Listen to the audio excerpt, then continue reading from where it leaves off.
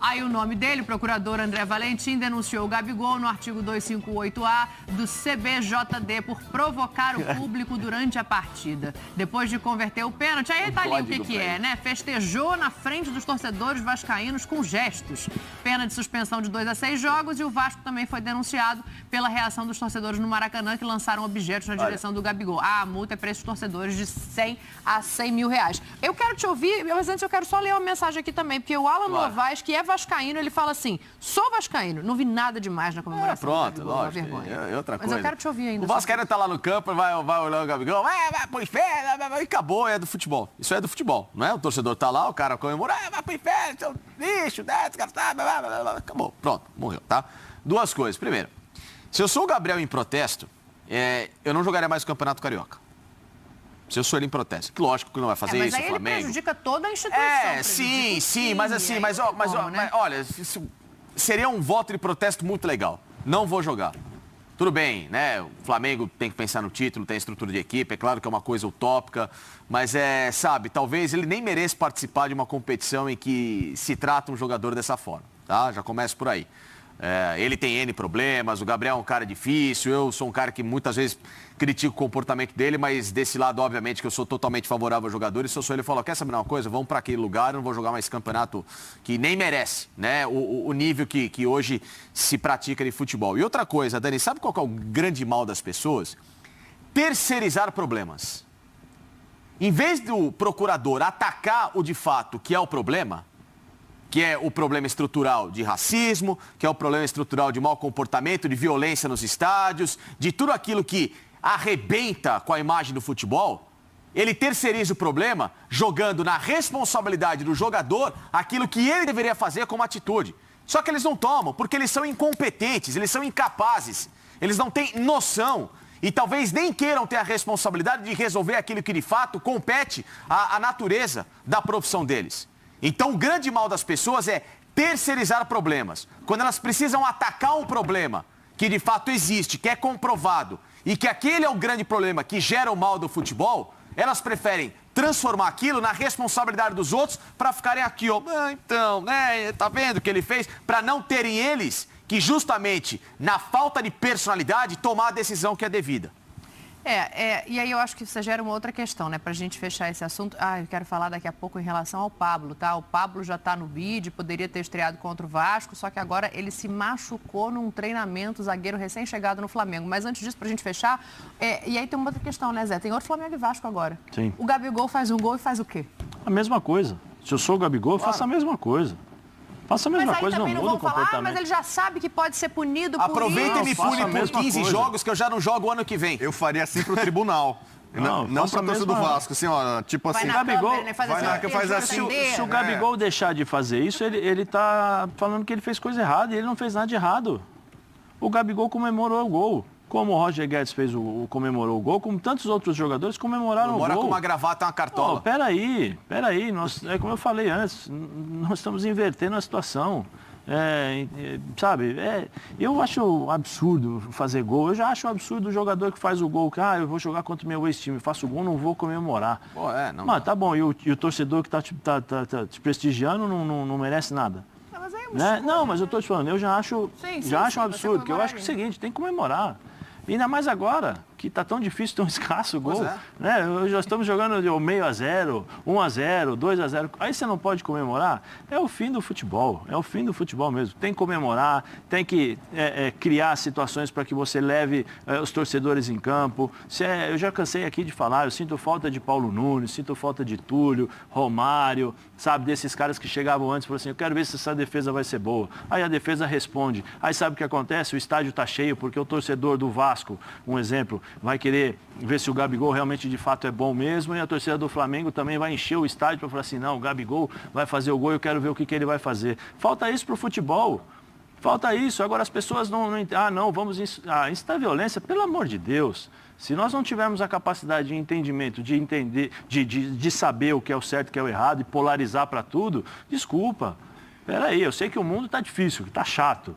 Você não pode falar nada, você não pode pensar nada, você não pode fazer nada, porque existem as pessoas que estão ali só para te vigiar. Beleza, tudo bem. Então a gente tem que saber lidar com o mundo e com essa evolução, que faz parte, que é super legal. É interessantíssimo porque nós estamos conhecendo um mundo novo, coisas boas e coisas ruins.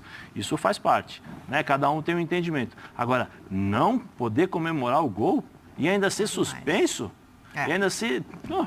Eu faria o gol e fazia assim, ó, com as duas mãos. As mensagens que a gente recebeu, só teve uma que faz um questionamento aqui, que eu mesma vou responder para a gente mudar o assunto aqui, mas eu achei... O Carlos Neto fala assim, gostaria de saber se o gesto do Gabigol provocasse uma briga generalizada entre as torcidas. Aí é a sociedade que está doente, não é o Gabigol fazendo assim que tem que fazer ninguém brigar, Carlos. Mas um beijo para você, obrigado pela audiência. E bota a tela do Pablo aí, por favor, porque a nação está pensando, meu Deus, o que acontece com esta zaga? No último treino, na quinta-feira, o Pablo sofreu um trauma no joelho direito após uma dividida. O atleta realizou um exame que constatou uma lesão no ligamento colateral medial e iniciou a fisioterapia. Isso atrasa bastante a estreia. Eu estava conversando aqui com o Zé estava explicando que já teve várias vezes essa lesão, né, Zé? Eu tive 8 vezes essa lesão. E qual foi o tempo mínimo de recuperação? A primeira que foi a que teve o maior estrago. Não, a primeira teve o maior estrago. Eu fiquei quase 3 meses parado.